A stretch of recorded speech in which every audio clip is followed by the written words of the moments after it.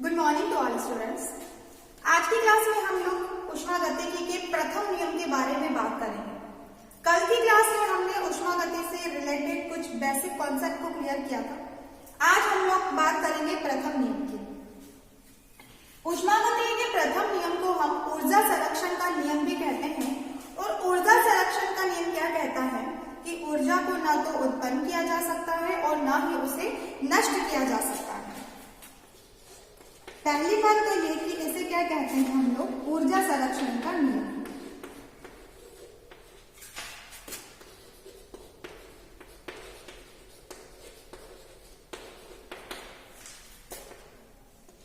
इस नियम के अनुसार क्या है, ऊर्जा को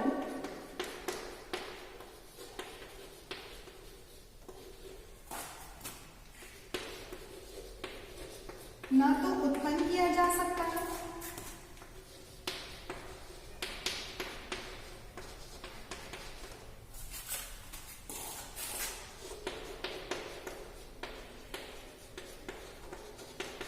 और ना ही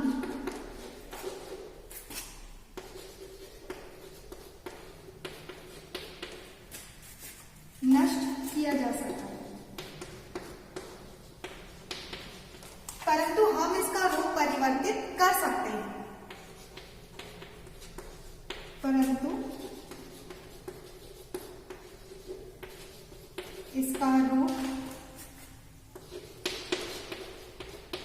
परिवर्तित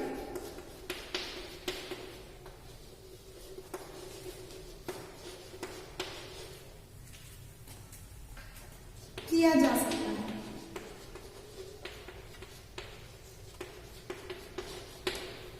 ऊर्जा संरक्षण के नियम के अनुसार और ऊष्मागतिकी के प्रथम नियम के अनुसार हम ऊर्जा को ना तो उत्पन्न कर सकते हैं और ना ही उसे हम लोग नष्ट कर सकते हैं, लेकिन हम उसका रूप परिवर्तित कर सकते हैं। हम लोग ऊष्मा को एक अवस्था से दूसरी अवस्था में भेज सकते हैं, लेकिन हम खुद उसको उत्पन्न नहीं कर सकते और ना ही हम उसको कभी भी नष्ट कर सकते हैं। ये नियम था क्या, ऊष्मागतिकी का प्रथम नियम, और इसी को क्या कहते हैं हम लोग, ऊर्जा संरक्षण का नियम। इसी का गणितीय रूप भी है अवस्थाओं के आधार पर, तो वो भी हम लोग देख लेते हैं।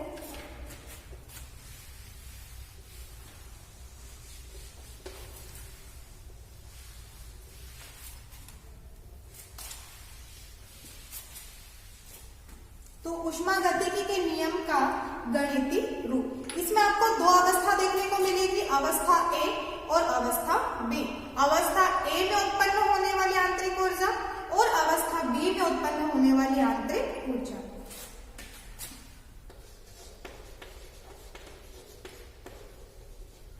अवस्था ए में उत्पन्न होने वाली जो आंतरिक ऊर्जा है,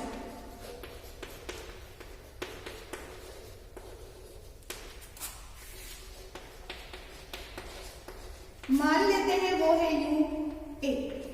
यू का मतलब है ऊर्जा, मान लेते हैं यू ए। और अवस्था बी में उत्पन्न होने वाली आंतरिक ऊर्जा है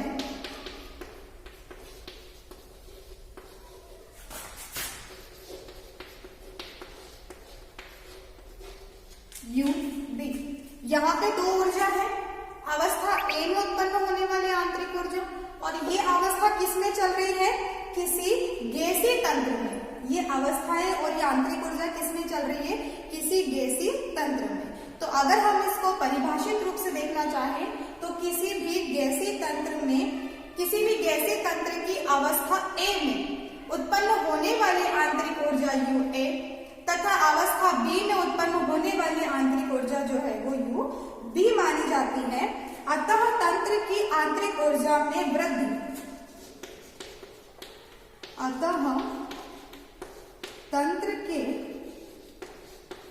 आंतरिक ऊर्जा में, तंत्र की आंतरिक ऊर्जा में वृद्धि।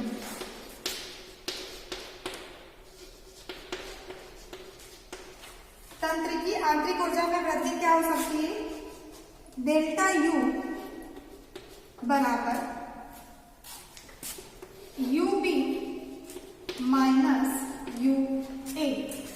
पे B और A क्या है, अवस्था है, और U क्या है, यहाँ पर ऊर्जा मानी जाती है। तो हमने मान लिया कि यहाँ पर दो अवस्थाएं चल रही है, अवस्था A और अवस्था B। अवस्था A में क्या हो सकती है, आंतरिक ऊर्जा UA, और अवस्था B में क्या हो सकती है, आंतरिक ऊर्जा UB। अगर हम दोनों को ही अगर मेजर करना चाहें तो delta U is equal to UB minus UA होगा। ठीक है। अब अगर मान लो परिवेश के द्वारा किया गया कार्य, परिवेश क्या होता है, ये हम पिछली कक्षा में पढ़कर आ चुके हैं, पिछली क्लास में पढ़कर आ चुके हैं। जो हम लोगों ने कल का वीडियो देखा था, उस वीडियो में मैंने आपको बताया था कि परिवेश क्या होता है, तंत्र क्या होते हैं, प्रक्रम क्या होता है, निकाय क्या होते हैं, है ना। तो परिवेश द्वारा किया गया कार्य,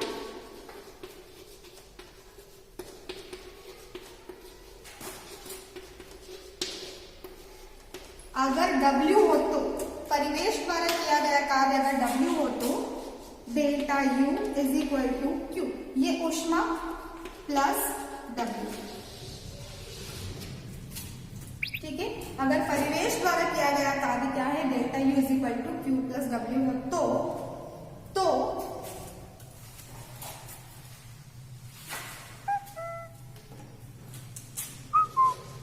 DU is equal to DQ plus DW, जिसमें Q और W जो है वो आपके बीजी व्यंजक होते हैं। Q और W क्या है, बीजी व्यंजक है। तो किसी भी अवस्था में अगर किया गया कार्य W है तो हमने यहाँ पर सिर्फ मान रख दिया है और उसको आगे इस प्रकार से गणितीय रूप में हमने उसको परिवर्तित कर दिया है। तो ये था हमारी ऊष्मागतिकी के नियम का, ऊष्मागतिकी के प्रथम नियम और उसका गणितीय रूप।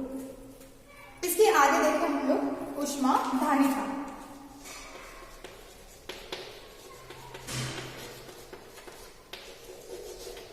ऊष्माधारिता क्या होती है वो देखो आप लोग।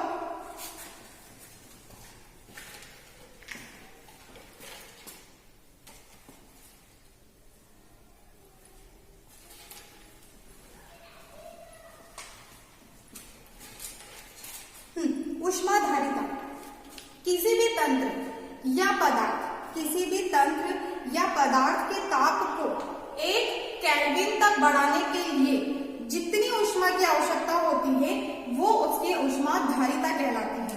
हम ऊष्माधारिता को C से डिनोट करते हैं, कैपिटल C से हम इसको डिनोट करते हैं ऊष्माधारिता को। अब देखो ऊष्माधारिता क्या होती है कि किसी तंत्र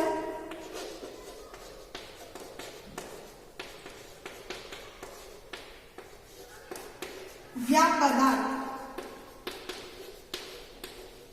किसी तंत्र या पदार्थ के ताप को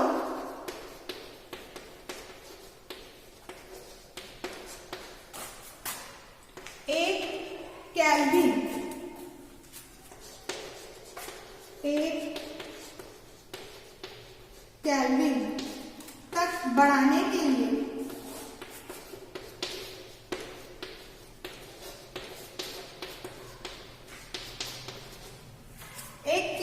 तक बढ़ाने के लिए जितनी ऊष्मा की आवश्यकता होती है,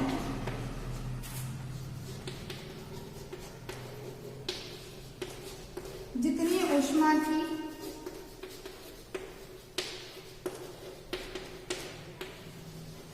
आवश्यकता होती है ऊष्माधारिता कहलाती है।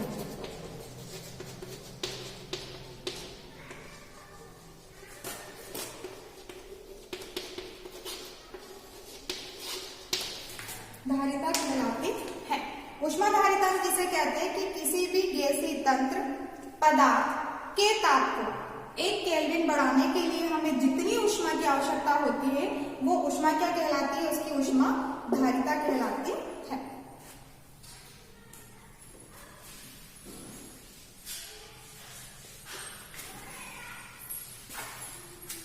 आगे देखो, अगर मान लो इसमें Q ऊष्मा, किसी भी तंत्र में Q ऊष्मा दिए जाने पर, किसी भी तंत्र को अगर हम लोग Q ऊष्मा देंगे और ताप अगर T2 व T1 तंत्र में Q ऊष्मा देने पर उसका ताप T2 व T1 हो जाता है, तो इसका गणितीय रूप क्या होगा?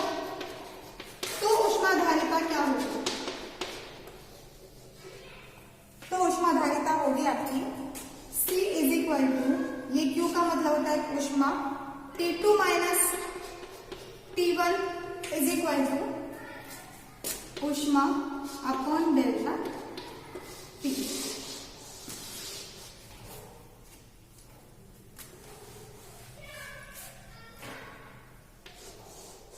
ये है ऊष्माधारिता का गणितीय रूप और उसकी समीकरण।